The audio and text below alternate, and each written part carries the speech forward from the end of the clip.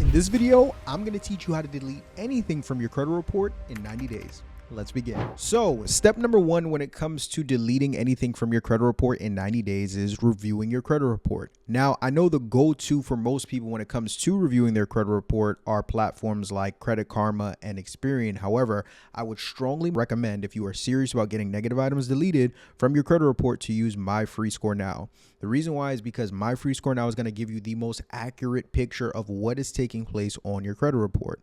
Personally, I actually try and stay away from the first two credit monitoring services that are listed here whenever I'm looking to do a deep dive into my credit report, especially platforms like Credit Karma, because from personal experience and also from the experience of servicing clients, there have been times where I've reviewed my client's profile and saw things on there that MyFreeScore Now did show that Credit Karma didn't show, which is why I'm a very big proponent of MyFreeScore Now. And if you are interested in getting signed up with MyFreeScore Now, I'll leave a link in the description of the video, where you can sign up and access your credit report with MyFreeScore Now for 7 days for only $1. So check it out. But essentially, you're going to go over here to MyFreeScore Now, going to get signed up. This is essentially what their website looks like. And from there, once you get signed up with MyFreeScore Now, the next step is going to be step number 2, which is to identify the items that you want removed on your credit report, right? So once you get access to your credit report here, it should look something like this. Now, no, the credit report that you are seeing on screen right now is not mine. This is a dummy credit report that I got through MyFreeScore Now that I'm essentially using for the sake of this video. But if you have negative items on your credit report, you may see some things on here that may look familiar to you, right? So when you get access to it, you're going to see your credit score, you're going to see the personal information section, and then you're going to see, of course, the accounts that you plan on disputing. So really just taking time to go through your credit report and identify what are the different items that you want removed, right? So in the personal information section, you can see some excess personal info that no longer pertains to you that you want to get removed, like old addresses or old employers that you don't work for anymore, right? Then we have the actual meat and potatoes of what's truly holding your credit report back, which is negative accounts. So for example, here using this credit report, we see that there's a Capital One account. This account is a credit card, and this credit card has late payments. We'd want to challenge something like this to get those late payments reversed to positive, right? We have another Milestone credit card, right? Late payments here. We want to challenge to get those removed. We have this Macy's credit card, which is a store credit card. This one is not just a card with late payments. This account is charged off, right? So we want to get this account removed completely. Things of that nature. Right, we'd go to the bottom of our credit report and identify if there are any inquiries on here. With this credit report, there are, right? So there are some inquiries that we want to have removed. And this person has a bankruptcy as well, right? But we have inquiries here. We want to double check and see, okay, are any of these inquiries connected to personal accounts on our credit report? And if they aren't, let's go ahead and get these removed so we can make our credit report as squeaky clean as possible. Now, once we identify these negative items that we want removed, for the purposes of this video and the dispute strategy that I'm going to be using for this video, we're only really going to need 2 things once we identify these accounts, right? Account name and the account number. And then when it comes to things like the inquiries, if we want to get those removed too, all you're going to need is the inquiry and the date that the inquiry was put on your credit report, right? That's it. And then for the personal information, just the personal information. Then we can now segue into step 3. Step 3 being creating our 90-day dispute plan. Now, when it comes to our 90-day dispute plan, we normally, if you've ever sent out disputes yourself or worked with a company that's disputed on your behalf, you probably heard of something called a round. So a round of disputes is essentially a set of disputes that's processed every 30 days. So with that being the case, if we're trying to create a 90-day dispute plan to get these negative items removed in 90 days, that means that we need to create 3 rounds of disputes. Why? Because if a round goes out every 30 days, 30 times 3 gives us 90, right? So our 90-day dispute plan. So when it comes to how we can challenge these negative items on our credit report, the big 3 when it comes to dispute strategies are factual-based disputing, Metro 2, and then we have consumer law. All of these are effective when it comes to getting negative items removed. However, for the sake of this video, I'm only going to be using consumer law to demonstrate how we can go about getting negative items like late payments, like charge-offs, and like collections, and all these excess inquiries removed from our credit report.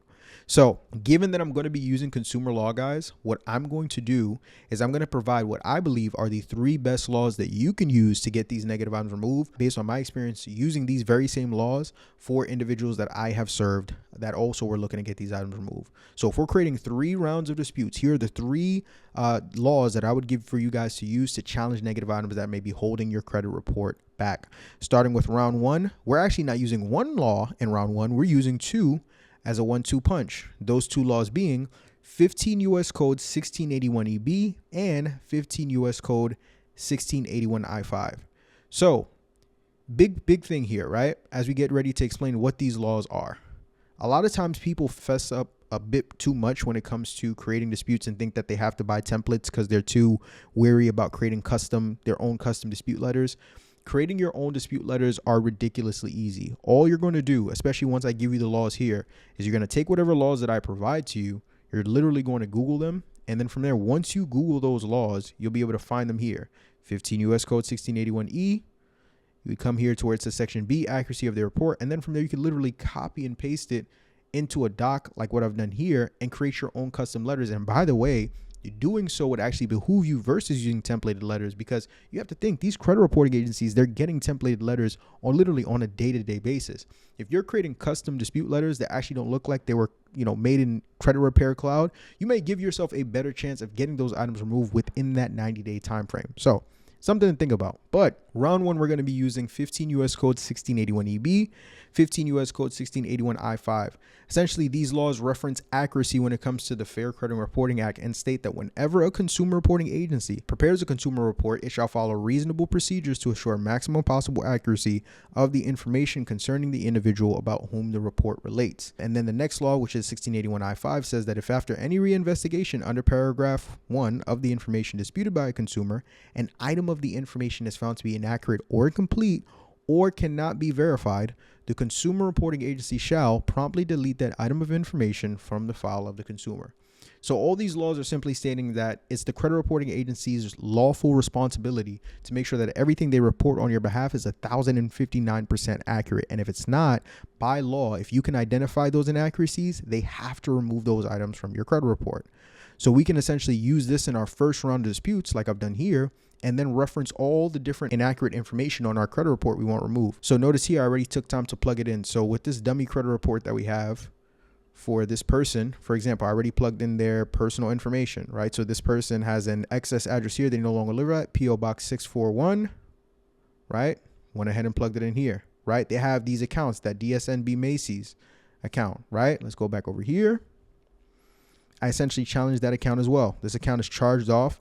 All I did was take the name of the account right here, the account number, right here, and then put the reasoning why I want this removed. This account is not being reported accurately. This account is being reported inaccurately, excuse me. Please remove this from my credit report immediately, right? Name, account number. And then I also reference the inquiries that I'm challenging as well. So Synchrony Bank, JCPenney, if you go to the bottom of the report, Synchrony Bank, JCPenney, put the name of the inquiry, put the date of the inquiry, plugged it in here, and I'm ready to send out my dispute. And I would essentially create one letter like this for all the negative items on my TransUnion, one letter like this for all the negative items on my Equifax, and one letter like this for all the negative items on my Experian, and I'd be set for round one and good to go. So that would be my round one dispute letter and dispute laws that I would use. For round two, however, let's say you send out that first round of disputes, you challenge the accuracy, and for whatever reason, Equifax, TransUnion, and Experian come back and say those items are verified. Well, that's where this next round of disputes comes in, because what you're going to use next is 15 U.S. Code 1681I7, which is going to be our round two letter that references the method of verification. What is method of verification? Simply put, y'all, method of verification states that a consumer reporting agency shall provide to a consumer a description referred to in paragraph 15 U.S.C. 6B III, a notice that if requested by the consumer, a description of the procedure used to determine the accuracy and completeness of the information shall be provided to the consumer by the agency, including the business name and address of any furnisher of information contacted in connection with such information, and the telephone number of such furnisher if reasonably available by no later than 15 days.